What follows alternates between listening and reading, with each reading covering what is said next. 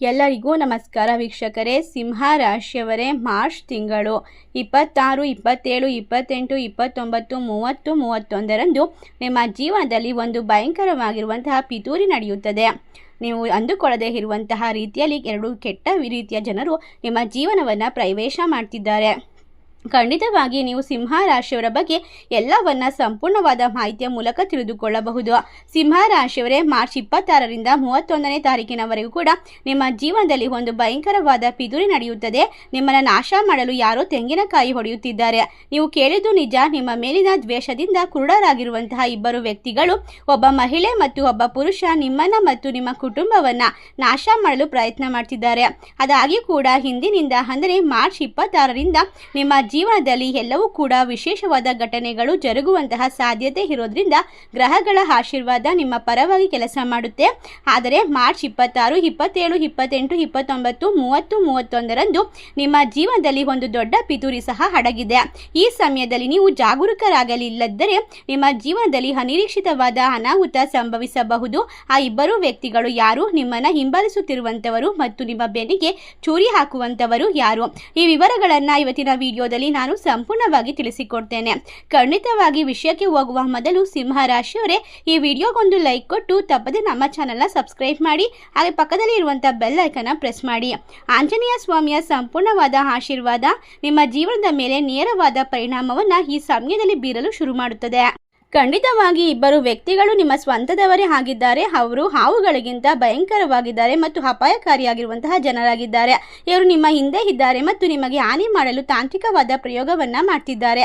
ಅವರು ನಿಮ್ಮ ಫೋಟೋಗಳನ್ನು ಹಿಡಿದು ಸ್ಮಶಾನಗಳಲ್ಲಿ ಪೂಜೆಗಳನ್ನು ಮಾಡೋದು, ನಿಮ್ಮ ಮನೆ ಬಾಗಿಲಲ್ಲಿ ಅತೀಂದ್ರಿಯ ಪೂಜೆಗಳನ್ನು ಮಾಡುವುದು ಮುಂದಾದಂತಹ ಹಲವು ಕೆಲಸಗಳನ್ನು ಮಾಡ್ತಿದ್ದಾರೆ. ಆದರೆ ವಿಚಿತ್ರವೇನೆಂದರೆ ಅವರು ನಿಮಗಿಂತ ಉತ್ತಮವಾದ ಹಿತೈಷಿಗಳು ಯಾರೂ ಇಲ್ಲ ಎಂಬಂತೆ ವರ್ತಿಸುತ್ತಿದ್ದಾರೆ. ನಾನು ನಿಮಗೆ ಹೆಚ್ಚು ಅಗತ್ಯವಿರುವಂಥವನು, ನಿಮ್ಮ ಯೋಗಕ್ಷೇಮ ನನ್ನದು. ಅದೇ ರೀತಿ ಅವರು ನಿಮಗೆ ಆಸೆಯಂತಹ ಸಿಹಿ ಮಾತುಗಳನ್ನು ಹೇಳುತ್ತಾರೆ.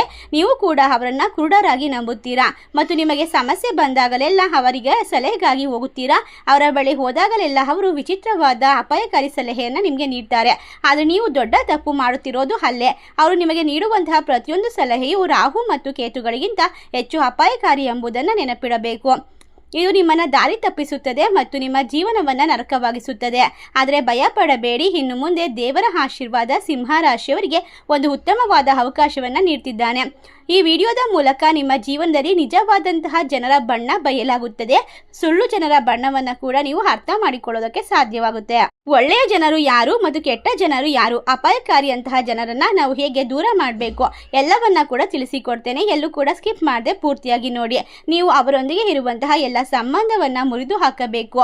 ದೊಡ್ಡ ಕೆಲಸ ಅಂದ್ರೆ ಅದೇ ಆಗಿರುತ್ತದೆ. ಖಂಡಿತವಾಗಿ ನಿಮ್ಮ ಶತ್ರುಗಳು ನಿಮ್ಮ ಪಕ್ಕದಲ್ಲಿ ಇದ್ದಷ್ಟು ನಿಮ್ಮ ಜೀವನದಲ್ಲಿ ಅನಿರೀಕ್ಷಿತವಾದ ಘಟನೆಗಳು ನಡೀತಾ ಹೋಗುತ್ತೆ. ಆ ಶತ್ರುಗಳು ಈಗ ನಿಮ್ಮ ತಲೆಯ ಮೇಲಿನ ಕೂದಲನ್ನು ಮುಟ್ಟುವಂತಹ ಶಕ್ತಿಯನ್ನು ಹೊಂದಿರೋದಿಲ್ಲ.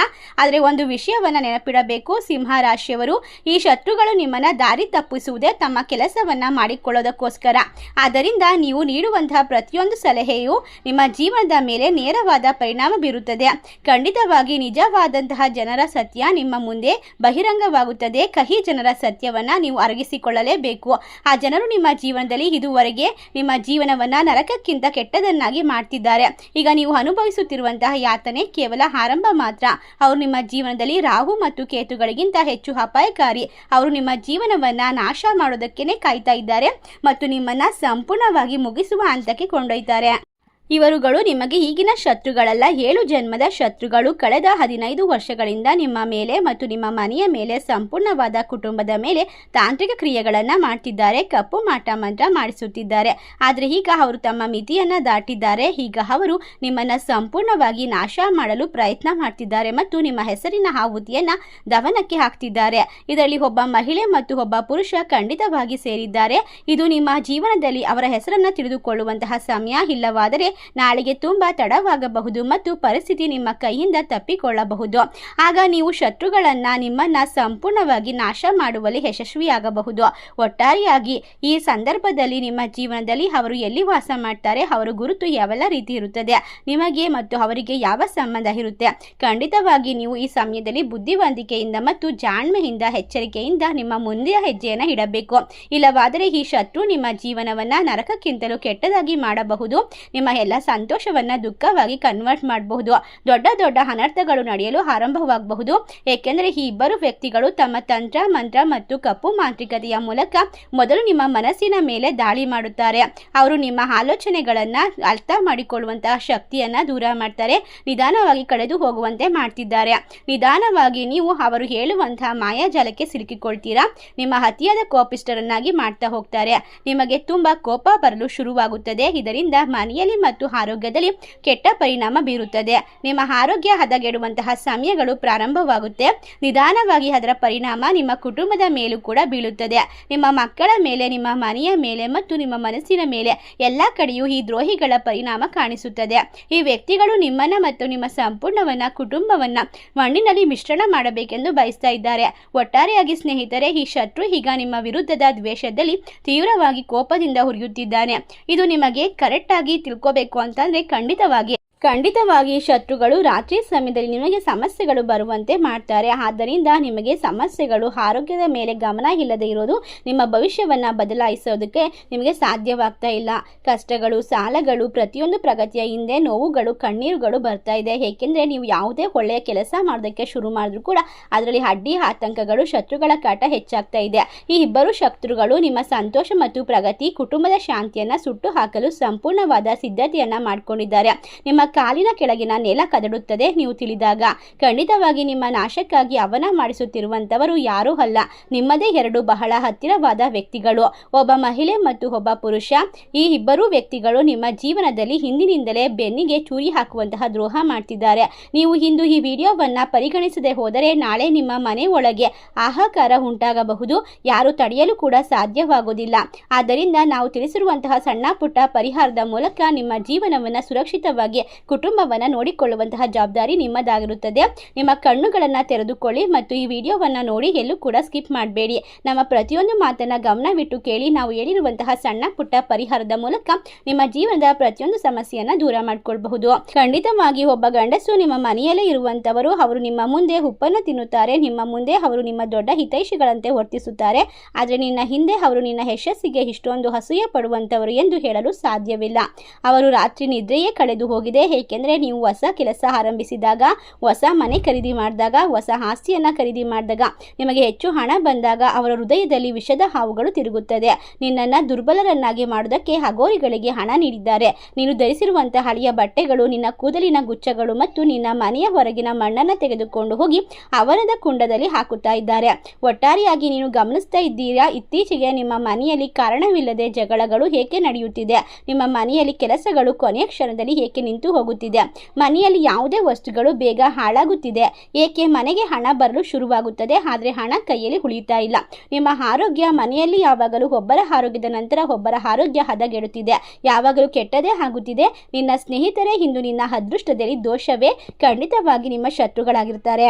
ಹಣೆ ಬರಹ ಅದೃಷ್ಟವಾಗಿದೆ, ನಿಮ್ಮ ಜೀವನವು ಅದ್ಭುತವಾಗಿದೆ. ಆದರೆ ಕೆಟ್ಟ ಕಣ್ಣಿನ ದೃಷ್ಟಿಯ ಜನರು ನಿಮ್ಮ ಸುತ್ತ ಅಸೂಯೆಯ ಒಂದು ವಿಶೇಷವಾದ ಧೂಪವನ್ನು ಹಾಕ್ತಿದ್ದಾರೆ. ಆದ್ದರಿಂದ ನಿಮ್ಮ ಫೋಟೋವನ್ನು ಕೈಯಲ್ಲಿ ಹಿಡಿದು ನಿಮ್ಮ ಸಮೃದ್ಧಿಯನ್ನು ನಾಶ ಮಾಡ್ತಿದ್ದಾರೆ. ಆ ಇಬ್ಬರು ಜನರು ನಿಮ್ಮನ್ನ ಜೀವಂತವಾಗಿ ನಾಶ ಮಾಡಬೇಕೆಂದು ಬಯಸ್ತಾ ಇರುವಂತಹ ವ್ಯಕ್ತಿಗಳು. ನೀನು ದಾರಿದ್ರ್ಯದಲ್ಲಿ ಅಲೆದಾಡಬೇಕು, ಎಲ್ಲರ ಮುಂದೆ ಕೈ ಚಾಚಬೇಕು, ನೀನು ಕಷ್ಟದಲ್ಲಿ ನಳಬೇಕು ಎನ್ನುವಂಥದ್ದು ಅವರ ಮನಸ್ಥಿತಿಯಾಗಿರುತ್ತದೆ. ಆದ್ದರಿಂದ ಹಿಂದಿನಿಂದಲೇ ಎಚ್ಚರಿಕೆಯನ್ನು ವಹಿಸಿ. ಮನೆಯಲ್ಲಿ ಯಾವುದೇ ಕೆಟ್ಟ ಕಣ್ಣಿನ ದೃಷ್ಟಿಯಂತಹ ಜನರಿದ್ದಾಗ ಅವರ ಮೇಲೆ ಹೆಚ್ಚು ನೀವು ನಿಗಾ ಇಡಬೇಕಾಗುತ್ತೆ. ಅವರನ್ನ ದೂರನೇ ಇಡ್ಬೋದು ಉತ್ತಮ. ಇಲ್ಲದಿದ್ದರೆ ನಿಮ್ಮ ಮನಸ್ಸು, ನಿಮ್ಮ ಮನೆ ನರಕವಾಗೋದು ಖಂಡಿತವಾಗಿರುತ್ತದೆ. ಈ ಸಂದರ್ಭದಲ್ಲಿ ನಿಮ್ಮ ಕೈಯಿಂದ ಮಾಡಿದಂತಹ ಯಾವುದೇ ರೀತಿಯ ಸಿಹಿ ತಿಂಡಿಯನ್ನಾಗಲಿ ಊಟವನ್ನಾಗಲಿ ಅವರಿಗೆ ಕೊಡಬೇಡಿ. ನೀವು ಗಮನ ಹರಿಸಿ. ಆ ಥರ ಕೊಟ್ಟಾಗ ಕ್ಷಣದಲ್ಲಿ ನೀವು ನೀರಿನ ಗ್ಲಾಸನ್ನು ಅಡುಗೆ ಮನೆಗೆ ಇಡಲು ಹೋದಾಗ ಅಥವಾ ಕ್ಷಣ ಮಾತ್ರದಲ್ಲೇ ಹೊರಗೆ ಹೋದಾಗ ಅವರು ನಿಮ್ಮ ಮನೆಯ ಸೋಫಾದ ಕೆಳಗೆ, ಯಾವುದೇ ರೀತಿಯ ಕುಷನ್ ಕೆಳಗೆ ಮಾಟ ಮಂತ್ರ ಮಾಡಿಸಿದಂತಹ ನಿಂಬೆ ಹಣ್ಣುಗಳನ್ನು, ಭಯಂಕರವಾಗಿರುವಂತಹ ತಾಂತ್ರಿಕ ವಸ್ತುಗಳನ್ನು ಮರೆಮಾಚಬಹುದು. ಹಾಗಾದರೆ ಸಿಂಧೂರ ಹಚ್ಚಿದಂತಹ ಲವಂಗ, ಸ್ಮಶಾನದ ಭಸ್ಮ, ಯಾವುದೇ ರೀತಿಯಾದದ್ದು ನಿಮ್ಮ ಕೈಯಲ್ಲಿ ಸಿಕ್ಕಾಗ ನೀವು ಅದಕ್ಕೆ ಒಂದು ವಿಶೇಷವಾಗಿ ದೇವರ ಮನೆಯಲ್ಲಿ ಪೂಜೆ ಪುನಸ್ಕಾರಗಳನ್ನು ಮಾಡಿ ಮನೆಯನ್ನು ಸ್ವಚ್ಛಗೊಳಿಸಿ ಹೊರಗಡೆ ಎಸೆಯೋದು ತುಂಬ ಉತ್ತಮ. ನಿಮ್ಮ ಮನೆಯಲ್ಲಿ ಆ ರೀತಿಯಾದ ಭಯಂಕರ ವಸ್ತುಗಳು ಕಾಣಿಸಿಕೊಂಡಾಗ ನೀವು ಖಂಡಿತವಾಗಿ ಹೆದರುವ ಅವಶ್ಯಕತೆ ಇಲ್ಲ. ಆಂಜನೇಯ ಸ್ವಾಮಿಯ ವಿಶೇಷವಾದ ಅನುಗ್ರಹಕ್ಕೋಸ್ಕರ ನೇರವಾಗಿ ನಿಮ್ಮ ಮನಸ್ಸಿನ ಮೇಲೆ ಈ ವ್ಯಕ್ತಿಗಳು ಆಟ ಆಡ್ತಾ ಇದ್ದಾರೆ. ಆದ್ದರಿಂದ ಈ ರೀತಿಯಾದ ವಸ್ತುಗಳನ್ನು ಕಂಡಾಗ ಹನುಮಾನ್ ಚಾಲೀಸನ್ನ ಪಠಿಸಬೇಕು. ನಿಮ್ಮ ಜೀವನದಲ್ಲಿ ನಿಜವಾಗಿ ಕೂಡ ಇದೆಲ್ಲ ನಡೀತಾ ಇರೋದು ನಿಮ್ಮ ಮನೆಯಲ್ಲಿ ಮರಣ, ರೋಗ, ಕಲಹ ಮತ್ತು ನಾಶದ ಬೀಜ ಬಿತ್ತಿ ಹೋಗುತ್ತಿರುವಂತಹ ಶತ್ರುಗಳು. ಆದ್ದರಿಂದ ಸ್ನೇಹಿತರೆ, ಯಾರಾದರೂ ವ್ಯಕ್ತಿಯ ಮೇಲೆ ನಿಮಗೆ ಸ್ವಲ್ಪವಾದರೂ ಅನುಮಾನವಿದ್ದರೆ ಅಥವಾ ವರ್ಷಗಳಿಂದ ಬಂದು ನಿಮಗೆ ಅಚಾನಕ್ ಆಗಿ ತುಂಬ ಸಿಹಿಯಾಗಿ ವರ್ತಿಸಿ ನಿಮ್ಮ ಮನೆಗೆ ಬರಲು ಪ್ರಯತ್ನಿಸಿದರೆ, ನಿಮ್ಮ ಕಣ್ಣುಗಳನ್ನು ಯಾವುದೇ ರೀತಿಯಾಗಿ ತೀಕ್ಷ್ಣವಾಗಿ ನೋಡುವಂತಹದ್ದು ಮತ್ತು ನಿಮ್ಮ ಮನೆಯ ಪ್ರತಿಯೊಂದು ವಸ್ತುವನ್ನು ತೀಕ್ಷ್ಣವಾಗಿ ನೋಡುವಂಥದ್ದು, ಯಾರಿಗೂ ಕೂಡ ಮನೆ ಒಳಗೆ ಕೋಣೆಯ ಒಳಗೆ ಪ್ರವೇಶ ಮಾಡೋದಕ್ಕೆ ಬಿಡಬೇಡಿ. ಅದರಲ್ಲೂ ಕೂಡ ನೀವು ಮಲಗುವಂತಹ ರೂಮ್ಗೆ, ಅಡುಗೆ ಮನೆಯಲ್ಲಿ ಹೋಗಲು ಬಿಡಬೇಡಿ. ಯಾರಾದರೂ ಬಂದರೆ ಅವರನ್ನು ಹಾಲ್ನಲ್ಲಿ ಕೂರಿಸಿ ಮೊದಲು ಅವರ ಹಾವಭಾವವನ್ನು ನೋಡಿ ತಿಳಿದುಕೊಳ್ಳಬೇಕು. ಖಂಡಿತವಾಗಿ ನೀವು ಬುದ್ಧಿಯಿಂದ ಈ ಸಂದರ್ಭದಲ್ಲಿ ಕೆಲಸವನ್ನು ಮಾಡಬೇಕಾಗುತ್ತೆ. ಇಲ್ಲವಾದರೆ ನಿಮಗೆ ಎಲ್ಲ ರೀತಿಯ ಕಷ್ಟಗಳು ಬರುವಂತಹ ಸಾಧ್ಯತೆ ಇದೆ. ಇನ್ನು ಎರಡನೇ ವ್ಯಕ್ತಿ ಅಂತಹ ಮನುಷ್ಯ, ನೀವು ಅವರನ್ನು ಅತ್ಯಂತ ಹಿತೈಷಿ ಮತ್ತು ಮಾರ್ಗದರ್ಶಕ ಮತ್ತು ನಿಮ್ಮ ಜೀವ ಅಂತ ಅಂದ್ಕೊಂಡಿರ್ತೀರಾ. ನಿಮ್ಮನ್ನು ಬಹಳ ಪ್ರೀತಿ ಮಾಡುವಂತಹ ಮಹಿಳೆಯೇ ಆಗಿರ್ತಾಳೆ. ನೀವು ಯಾವ ಹೊಸ ಕೆಲಸ ಆರಂಭಿಸುವ ಮುನ್ನ ಅವರ ಸಲಹೆಯನ್ನು ಕೇಳ್ತಿರ್ತೀರಾ. ನಿಮ್ಮ ಭವಿಷ್ಯದ ಯೋಜನೆಗಳನ್ನು ಅವರಿಗೆ ಹೇಳ್ತಾ ಇರ್ತೀರಾ. ನೀವು ತುಂಬ ನಂಬಿಕೆಯಿಂದ ಅವರಲ್ಲಿ ಭಾವನೆಗಳಲ್ಲಿ ಹರಿದು ಹೋಗಿರ್ತೀರಾ. ಆದ್ದರಿಂದ ನೀವು ಕುಳಿತಂತಹ ಯಾವುದೇ ಜಾಗದಲ್ಲಿ ಕೂಡ ಅವರು ನಕಾರಾತ್ಮಕ ಅಂಶಗಳನ್ನು ನಿಮ್ಮ ಮೇಲೆ ಪ್ರಯೋಗ ಮಾಡಬಹುದು. ಖಂಡಿತವಾಗಿ ನೀವು ರಾತ್ರಿಯ ಸಮಯದಲ್ಲಿ 1 ನಿಮಿಷ ನಿಮಗಾಗಿ ಮೀಸಲಿಡಿ ಮತ್ತು ಯೋಚನೆ ಮಾಡಿ. ನೀವು ತುಂಬ ಸವಾಲುಗಳನ್ನು ಎದುರಿಸಿದ್ದೀರಾ, ತುಂಬ ಕಷ್ಟಗಳನ್ನು ಅನುಭವಿಸಿದ್ದೀರಾ. ಹೋದ ವರ್ಷ ನಿಮಗೆ ಬಹಳಷ್ಟು ಕಷ್ಟದಿಂದ ಕೂಡಿದಂತಹ ಸಮಯವಾಗಿತ್ತು. ನಿಮ್ಮ ಜೀವನದಲ್ಲಿ ಹಲವಾರು ದೊಡ್ಡ ಘಟನೆಗಳು ನಡೆದವು, ಹಲವಾರು ಸಮಸ್ಯೆಗಳು ಬಂದವು. ಕೆಲವು ಚಿಕ್ಕ ಪುಟ್ಟ ಸಂತೋಷಗಳು ಬಂದರೂ ಕೂಡ ಸಮಸ್ಯೆಗಳು ತುಂಬ ದೊಡ್ಡದು ಬಂದವು. ಆದರೂ ಭಗವಂತನ ಕೃಪೆಯಿಂದ ನೀವು ನಿಮ್ಮ ಜೀವನವನ್ನು ಮುಂದೆ ಸಾಗಿಸ್ತಾ ಇದ್ದೀರಾ. ಈ ಹೆಂಗಸು ಕಳೆದ ವರ್ಷವು ನಿಮ್ಮ ಮೇಲೆ ಹಲವಾರು ತಂತ್ರ ಮಂತ್ರಗಳು ಮತ್ತು ತಾಂತ್ರಿಕ ಕ್ರಿಯೆಗಳನ್ನು ಮಾಡಿಸಿದ್ದಾಳೆ. ಅದರ ಪರಿಣಾಮ ನಿಮ್ಮ ಮೇಲೆ, ನಿಮ್ಮ ಜೀವನದ ಮೇಲೆ ತುಂಬ ಕಂಡು ಬಂದಿದೆ. ಅದರ ಪರಿಣಾಮದಿಂದಾಗಿ ನೀವು ಜೀವನದಲ್ಲಿ ಮುಂದೆ ಹೋಗುತ್ತಿಲ್ಲ. ನಿಂತ ನೀರಂತೆ ಅಲ್ಲೇ ನಿಂತಿದ್ದೀರಾ. ಕೈಗೆ ಬಂದ ತುತ್ತು ಬಾಯಿಗೆ ಬರ್ತಿಲ್ಲ. ನೀವು ಬಹಳಷ್ಟು ಕಷ್ಟಪಟ್ಟು ದುಡಿಯುತ್ತಿದ್ದೀರಾ, ಪರಿಶ್ರಮ ಮಾಡ್ತಿದ್ದೀರಾ. ಆದರೂ ಕೂಡ ಏನಾಯಿತು, ನಿಮ್ಮ ಜೀವನದಲ್ಲಿ ನೀವು ಅಂದುಕೊಂಡಂತೆ ಯಾವುದೂ ನಡೀತಿಲ್ಲ. ನಿಮ್ಮ ಮನೆಯಲ್ಲಿ ವಿಚಿತ್ರ ಘಟನೆಗಳು ನಡೆಯಲು ಶುರುವಾಯಿತು. ಪರಿಸ್ಥಿತಿ ಇಷ್ಟೊಂದು ಕೆಟ್ಟು ಹೋಯಿತು. ನಿಮಗೆ ಹೇಳಬೇಕಾದದ್ದು ಸ್ನೇಹಿತರೆ, ಈಗ ನಿಮ್ಮ ಮುಂದಿನ ಜೀವನದಲ್ಲಿ ಏನು ಮಾಡಬೇಕು ಎಂಬುದನ್ನು ನೀವು ಯೋಚಿಸಲು ಸಾಧ್ಯವಾಗುತ್ತಿಲ್ಲ. ಆದ್ದರಿಂದ ನೀವು ತುಂಬ ಕಷ್ಟಕ್ಕೆ ಒಳಗಾಗಿರುತ್ತೀರಾ. ನಿಮ್ಮ ಮನೆಯಲ್ಲಿ ಈಗ ಬಡತನ ಅಥವಾ ಯಾವುದೇ ರೀತಿಯ ದಾರಿದ್ರ್ಯ, ಕಷ್ಟಗಳು, ಪ್ರತಿಯೊಂದು ಸಮಸ್ಯೆಗಳು, ಎಲ್ಲ ವಿಷಯಗಳು ಕೂಡ ಆ ಒಬ್ಬ ವ್ಯಕ್ತಿಯೇ ಕಾರಣವಾಗಿರ್ತಾರೆ. ಈ ಎಲ್ಲ ಕಾರಣದಿಂದ ಕೂಡ ನೀವು ತುಂಬ ಬೇಸರ ಹೋಗಿದ್ದೀರಾ. ಆದರೆ ನಿಮಗೆ ಯಾವುದೇ ರೀತಿಯ ಆಸೆಯ ಕಿರಣಗಳು ಕಾಣಿಸುತ್ತಿಲ್ಲ. ಏಕೆ ಹೀಗಾಗುತ್ತಿದೆ? ನನ್ನ ಜೀವನ ಏಕೆ ನರಕವಾಗುತ್ತಿದೆ? ಏಕೆ ನಾನು ಸಾಲಕ್ಕೆ ಒಳಗಾಗ್ತಾ ಇದ್ದೀನಿ? ಖಂಡಿತವಾಗಿ ನಿಮ್ಮ ಎಲ್ಲ ತೊಂದರೆಗಳಿಗೂ ಕೂಡ ಈಗ ನಾನು ಪರಿಹಾರವನ್ನು ತಿಳಿಸ್ತೀನಿ. ಆ ಒಂದು ಪರಿಹಾರದ ಮೂಲಕ ನಿಮ್ಮ ಜೀವನವನ್ನು ಅದ್ಭುತ ಮಾಡಿಕೊಳ್ಬಹುದು. ಖಂಡಿತವಾಗಿ ಒಬ್ಬ ಮನುಷ್ಯನಿಗೆ, ಪ್ರತಿಯೊಬ್ಬ ಮನುಷ್ಯನಿಗೂ ಒಂದು ಹಾರ ಇರುತ್ತದೆ. ಅದು ಸಾಮಾನ್ಯವಾಗಿ ಪಾಸಿಟಿವ್ ಅಥವಾ ನಕಾರಾತ್ಮಕವಾಗಿರಬಹುದು. ಕೆಲವರು, ವಿಶೇಷವಾಗಿ ಕೆಲವು ಮಹಿಳೆಯರು ನಿಮ್ಮ ಆಹಾರವನ್ನು ದುರ್ಬಲ ಮಾಡಬಹುದು ಎಂಬುದನ್ನು ಗಮನದಲ್ಲಿ ಇಡಬೇಕು. ಇನ್ನು ಆ ಮಹಿಳೆಯರ ಬಗ್ಗೆ ಮಾತನಾಡೋದಾದರೆ, ನೀವು ಅವರ ಬಗ್ಗೆ ಹೆಚ್ಚು ಗಮನವನ್ನು ಕೊಡಬೇಕು. ನಿಮ್ಮ ಮೇಲೆ ನಿಯಂತ್ರಿತವಾಗಿ ಮಾಟ ಮಂತ್ರ ಯಾವುದೇ ರೀತಿಯ ತೊಂದರೆಗಳನ್ನು ಕೊಡ್ತಾ ಇದ್ದಾರೆ. ಆದ್ದರಿಂದ ನೀವು ನಿಮ್ಮ ಮನೆಯ ವಿಚಾರಗಳಲ್ಲಿ ಹೆಚ್ಚು ಎಚ್ಚರಿಕೆಯಿಂದ ಇರಬೇಕಾಗುತ್ತೆ. ಖಂಡಿತವಾಗಿ ನಿಮ್ಮ ಮನೆಯಲ್ಲಿ ಚಿಕ್ಕ ಮಕ್ಕಳಿದ್ದರೆ ಅವರಿಗೆ ಸ್ಪಷ್ಟವಾಗಿ ಹೇಳಿ. ಯಾರಾದರೂ ಹೊರಗಿನಿಂದ ಬಂದಂಥವರು, ಪರಿಚಯ ಇಲ್ಲದಿರುತ್ತವರು, ನೆರೆಹೊರೆಯವರು, ಸಂಬಂಧಿಕರು ತಿನ್ನಲು ಏನಾದರೂ ಕೊಟ್ಟದರೆ ತಿನ್ನಬಾರದು. ಏಕೆಂದರೆ ಕೆಲವರು ತಂತ್ರ ಮಂತ್ರ ಮಾಡಿಸಿದಂತಹ ವಸ್ತುಗಳನ್ನು ತಿನ್ನಲು ಕೊಡಬಹುದು. ತುಂಬ ಜನರು ನಂಬುತ್ತಾರೆ. ನೀವು ಅಥವಾ ನಿಮ್ಮ ಮಕ್ಕಳು ಅದನ್ನು ತಿಂದರೆ ಖಂಡಿತವಾಗಿ ಅನಾರೋಗ್ಯಕ್ಕೆ, ನಕಾರಾತ್ಮಕ ಶಕ್ತಿಗಳಿಗೆ ಒಳಗಾಗ್ತೀರಾ. ಎರಡನೇದಾಗಿ, ನಿಮ್ಮ ಮನೆಯಲ್ಲಿ ಖಂಡಿತವಾಗಿ ರಾಘವೇಂದ್ರ ಸ್ವಾಮಿಗಳನ್ನು ಪೂಜೆ ಮಾಡಬೇಕು. ಶನಿವಾರದ ದಿನ ಆಂಜನೇಯನನ್ನು ಪೂಜಿಸಬೇಕು. ಹನುಮಾನ್ ಚಾಲೀಸನ್ನು ಪ್ರತಿದಿನ ಕೇಳಬೇಕು. ಸಾಧ್ಯವಾದರೆ ಶನಿವಾರದ ದಿನ ಸಿಂಧೂರವನ್ನು ತೆಗೆದುಕೊಂಡು ಹೋಗಿ ಆಂಜನೇಯ ಸ್ವಾಮಿಯ ಪಾದದ ಕೆಳಗೆ ಇಟ್ಟು ಅದನ್ನು ತೆಗೆದುಕೊಂಡು ಬಂದು ಪ್ರತಿದಿನ ನಿಮ್ಮ ಹಣೆಗೆ ತಿಲಕವಾಗಿ ಮಾಡಿಕೊಳ್ಬೇಕು. ಇದರಿಂದಾಗಿ ನಿಮ್ಮ ಮನೆಯಲ್ಲಿ ಇರ್ತಕ್ಕಂಥ ಕೆಟ್ಟ ದೃಷ್ಟಿ ದೋಷಗಳು ದೂರವಾಗುತ್ತದೆ. ಅಂತಹ ಮಹಿಳೆ ನಿಮ್ಮ ಮನೆಯಲ್ಲಿ ಬಂದಾಗ ದೂರವಿರಬೇಕು. ನಮ್ಮ ಶಾಸ್ತ್ರಗಳಲ್ಲಿ ಕೂಡ ಹೇಳಲಾಗುತ್ತದೆ, ಯಾವ ಮಹಿಳೆ ತಮ್ಮ ಮನೆಯವರು, ತಾಯಿ, ತಂದೆ ಅಥವಾ ಗಂಡನ ಬಗ್ಗೆ ಕೆಟ್ಟದಾಗಿ ಮಾತನಾಡ್ತಾರೋ ಅಂತಹ ಮಹಿಳೆಯರು ನಮಗೆ ಖಂಡಿತವಾಗಿ ದೇವರ ಸ್ವರೂಪದಂತೆ ಹೇಳಲಾಗುತ್ತದೆ.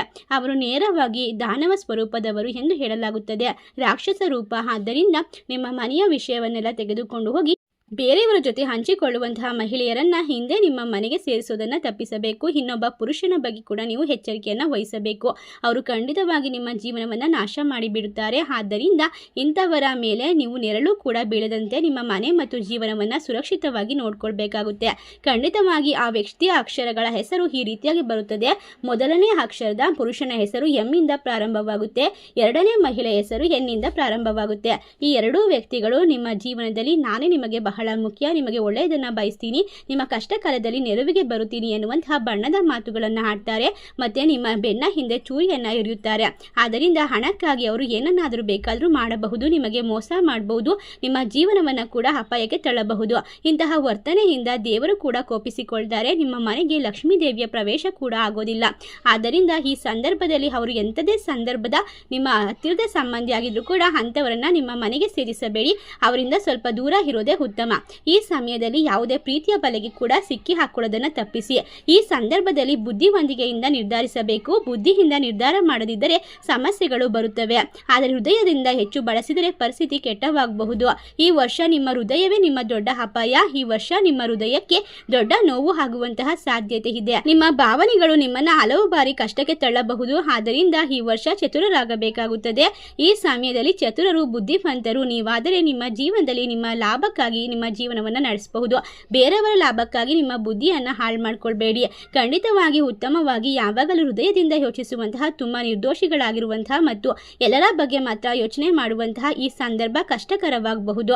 ಆದ್ದರಿಂದ ನಿಮ್ಮ ಬಗ್ಗೆ ಮತ್ತು ನಿಮ್ಮ ಕುಟುಂಬದವರ ಬಗ್ಗೆ ಹೆಚ್ಚು ಯೋಚನೆ ಮಾಡಿ ಸರಿಯಾದ ನಿರ್ಧಾರವನ್ನು ತೆಗೆದುಕೊಳ್ಳೋದಕ್ಕೆ ಪ್ರಯತ್ನ ಪಡಿ. ನಿಮ್ಮ ಮನಸ್ಸು ಎಷ್ಟು ಶುದ್ಧವಾಗಿದೆಯೋ ನಿಮ್ಮ ಜೀವನದಲ್ಲಿ ನಡೆಯುವಂತಹ ಕಾರ್ಯಗಳು ಒಳ್ಳೆಯದೇ ಆಗಿರುತ್ತದೆ. ಶುದ್ಧವಾಗಿರುವಂತಹ ದೇವರ ಆಶೀರ್ವಾದ ನಿಮಗೆ ಪ್ರತಿದಿನ ಪ್ರಾಪ್ತಿಯಾಗುತ್ತೆ. ನಾವು ತಿಳಿಸಿರುವಂತಹ ಪರಿಹಾರವನ್ನು ಮಾಡಿ ಪ್ರತಿದಿನ ಸಂಜೆ ಸಮಯದಲ್ಲಿ ಕರ್ಪೂರ ಧೂಪ ಮತ್ತು ಲವಂಗದ ಧೂಪ ಮತ್ತು ಫಲಾವೆಲೆಯ ಧೂಪವನ್ನು ಮನೆಯೆಲ್ಲ ಸಿಂಪಡಿಸಿ. ಇದರಿಂದ ನಿಮ್ಮ ಮನೆಗೂ ಒಳ್ಳೆಯದಾಗುತ್ತೆ, ನಿಮ್ಮ ಮಕ್ಕಳಿಗೂ ಶ್ರೇಯಸ್ಸು ಸಿಗುತ್ತೆ, ಮನೆಯಲ್ಲಿ ಇರ್ತಕ್ಕಂಥ ಕಷ್ಟಗಳು ದೂರವಾಗುತ್ತೆ. ಈ ಒಂದು ವಿಶೇಷವಾದ ಮಾಹಿತಿ ನಿಮಗೆಲ್ಲ ಇಷ್ಟವಾಗಿದ್ದರೆ ನಿಮ್ಮ ಫ್ರೆಂಡ್ಸ್ ಆ್ಯಂಡ್ ಫ್ಯಾಮಿಲಿಗೆ ಶೇರ್ ಮಾಡಿ. ನಮ್ಮ ಚಾನಲ್ಗೆ ಸಬ್ಸ್ಕ್ರೈಬ್ ಮಾಡಿ. ಸರ್ವೇ ಜನ ಸುಖಿನೋ ಭವಂತು. ಧನ್ಯವಾದಗಳು.